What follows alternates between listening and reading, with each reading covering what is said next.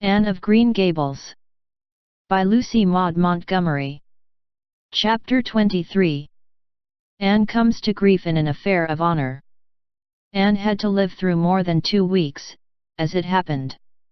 Almost a month having elapsed since the liniment cake episode, it was high time for her to get into fresh trouble of some sort.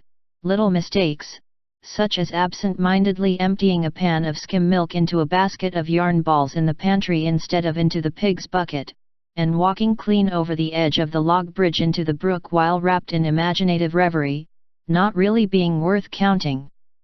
A week after the tea at the manse, Diana Barry gave a party. Small and select, Anne assured Marilla. Just the girls in our class. They had a very good time and nothing untoward happened until after tea, when they found themselves in the berry garden, a little tired of all their games and ripe for any enticing form of mischief which might present itself. This presently took the form of daring. Daring was the fashionable amusement among the Avonlea small fry just then.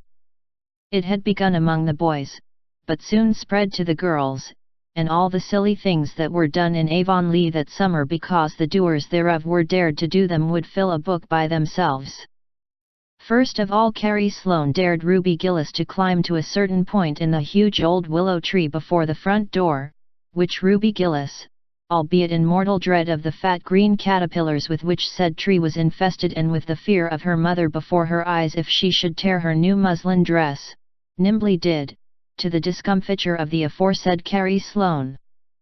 Then Josie Pye dared Jane Andrews to hop on her left leg around the garden without stopping once or putting her right foot to the ground, which Jane Andrews gamely tried to do, but gave out at the third corner and had to confess herself defeated. Josie's triumph being rather more pronounced than good taste permitted, Anne surely dared her to walk along the top of the board fence which bounded the garden to the east. Now, to walk board fences requires more skill and steadiness of head and heel than one might suppose who has never tried it. But Josie Pye, if deficient in some qualities that make for popularity, had at least a natural and inborn gift, duly cultivated, for walking board fences. Josie walked the berry fence with an airy unconcern which seemed to imply that a little thing like that wasn't worth a dare. Reluctant admiration greeted her exploit, for most of the other girls could appreciate it, having suffered many things themselves in their efforts to walk fences. Josie descended from her perch, flushed with victory, and darted a defiant glance at Anne. Anne tossed her red braids. "I don't think it's such a very wonderful thing to walk a little, low, board fence," she said. "I knew a girl in Marysville who could walk the ridgepole of a roof." "I don't believe it," said Josie flatly. "I don't believe anybody could walk a ridgepole." "You couldn't, anyhow." "Couldn't I?" cried Anne rashly. "Then I dare you to do it," said Josie defiantly.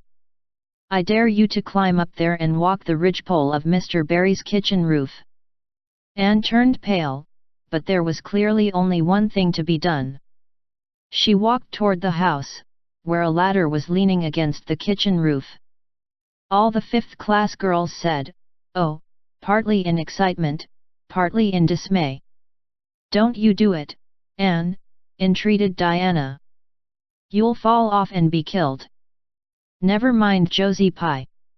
It isn't fair to dare anybody to do anything so dangerous." "I must do it. My honor is at stake," said Anne solemnly. "I shall walk that ridgepole, Diana, or perish in the attempt. If I am killed, you are to have my pearl bead ring." Anne climbed the ladder amid breathless silence, gained the ridgepole, balanced herself uprightly on that precarious footing, and started to walk along it, dizzily conscious that she was uncomfortably high up in the world and that walking ridgepoles was not a thing in which your imagination helped you out much. Nevertheless, she managed to take several steps before the catastrophe came. Then she swayed, lost her balance, stumbled, staggered, and fell, sliding down over the sun-baked roof and crashing off it through the tangle of Virginia creeper beneath all before the dismayed circle below could give a simultaneous, terrified shriek. If Anne had tumbled off the roof on the side up which she had ascended, Diana would probably have fallen heir to the pearl bead ring then and there. Fortunately she fell on the other side, where the roof extended down over the porch so nearly to the ground that a fall therefrom was a much less serious thing. Nevertheless, when Diana and the other girls had rushed frantically around the house except Ruby Gillis, who remained as if rooted to the ground and went into hysterics, they found Anne lying all white and limp among the wreck and ruin of the Virginia creeper. "Anne, are you killed?" shrieked Diana, throwing herself on her knees beside her friend. "Oh, Anne, dear Anne, speak just one word to me and tell me if you're killed." To the immense relief of all the girls, and especially of Josie Pye, who, in spite of lack of imagination, had been seized with horrible visions of a future branded as the girl who was the cause of Anne Shirley's early and tragic death, Anne sat dizzily up and answered uncertainly. "No, Diana, I am not killed, but I think I am rendered unconscious." "Where?" sobbed Carrie Sloane. "Oh, where, Anne?" Before Anne could answer, Mrs. Barry appeared on the scene. At sight of her, Anne tried to scramble to her feet, but sank back again with a sharp little cry of pain. "What's the matter? Where have you hurt yourself?" demanded Mrs. Barry. "My ankle," gasped Anne. "Oh, Diana, please find your father and ask him to take me home. I know I can never walk there. And I'm sure I couldn't hop so far on one foot when Jane couldn't even hop around the garden."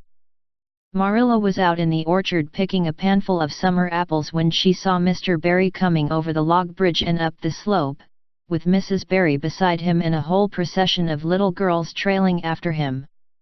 In his arms he carried Anne, whose head lay limply against his shoulder. At that moment Marilla had a revelation. In the sudden stab of fear that pierced her very heart, she realized what Anne had come to mean to her. She would have admitted that she liked Anne, nay, that she was very fond of Anne. But now she knew as she hurried wildly down the slope that Anne was dearer to her than anything else on earth. "Mr. Barry, what has happened to her?" she gasped, more white and shaken than the self-contained, sensible Marilla had been for many years. Anne herself answered, lifting her head. "Don't be very frightened, Marilla. I was walking the ridgepole and I fell off. I expect I have sprained my ankle. But, Marilla, I might have broken my neck. Let us look on the bright side of things. I might have known you'd go and do something of the sort when I let you go to that party," said Marilla, sharp and shrewish in her very relief. "Bring her in here, Mr. Barry, and lay her on the sofa. Mercy me, the child has gone and fainted." It was quite true. Overcome by the pain of her injury, Anne had one more of her wishes granted to her. She had fainted dead away.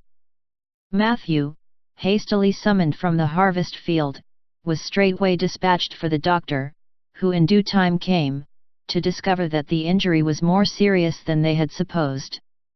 Anne's ankle was broken. That night, when Marilla went up to the east gable, where a white-faced girl was lying, a plaintive voice greeted her from the bed. "Aren't you very sorry for me, Marilla?" "It was your own fault," said Marilla, twitching down the blind and lighting a lamp. "And that is just why you should be sorry for me," said Anne, "because the thought that it is all my own fault is what makes it so hard. If I could blame it on anybody I would feel so much better. But what would you have done, Marilla, if you had been dared to walk a ridgepole?" "I'd have stayed on good firm ground and let them dare away." "Such absurdity," said Marilla. Anne sighed. "But you have such strength of mind, Marilla." "I haven't.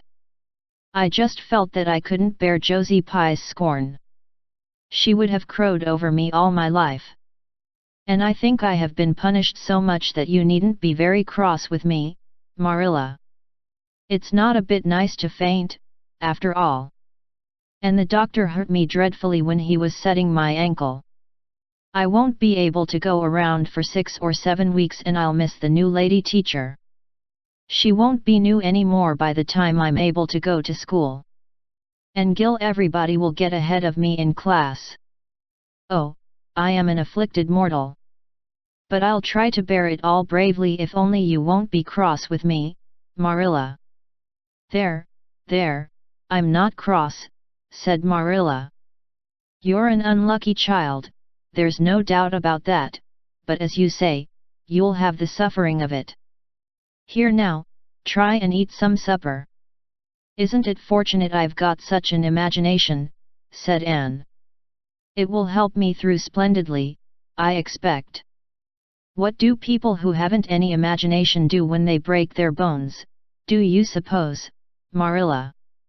Anne had good reason to bless her imagination many a time and oft during the tedious 7 weeks that followed. But she was not solely dependent on it. She had many visitors and not a day passed without one or more of the schoolgirls dropping in to bring her flowers and books and tell her all the happenings in the juvenile world of Avonlea. Everybody has been so good and kind, Marilla, sighed Anne happily, on the day when she could first limp across the floor. It isn't very pleasant to be laid up, but there is a bright side to it, Marilla. You find out how many friends you have. Why, even Superintendent Bell came to see me, and he's really a very fine man. Not a kindred spirit, of course, but still I like him and I'm awfully sorry I ever criticized his prayers. I believe now he really does mean them, only he has got into the habit of saying them as if he didn't. He could get over that if he'd take a little trouble. I gave him a good broad hint. I told him how hard I tried to make my own little private prayers interesting. He told me all about the time he broke his ankle when he was a boy. It does seem so strange to think of Superintendent Bell ever being a boy. Even my imagination has its limits, for I can't imagine that. When I try to imagine him as a boy I see him with grey whiskers and spectacles, just as he looks in Sunday school, only small. Now, it's so easy to imagine Mrs. Allen as a little girl. Mrs. Allen has been to see me 14 times. Isn't that something to be proud of, Marilla?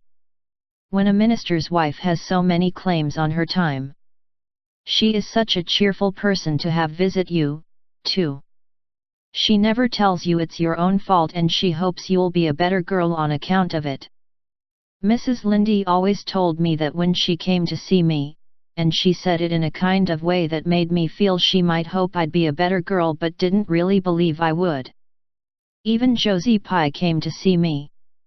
I received her as politely as I could, because I think she was sorry she dared me to walk a ridgepole. If I had been killed she would had to carry a dark burden of remorse all her life. Diana has been a faithful friend. She's been over every day to cheer my lonely pillow. But oh, I shall be so glad when I can go to school for I've heard such exciting things about the new teacher. The girls all think she is perfectly sweet.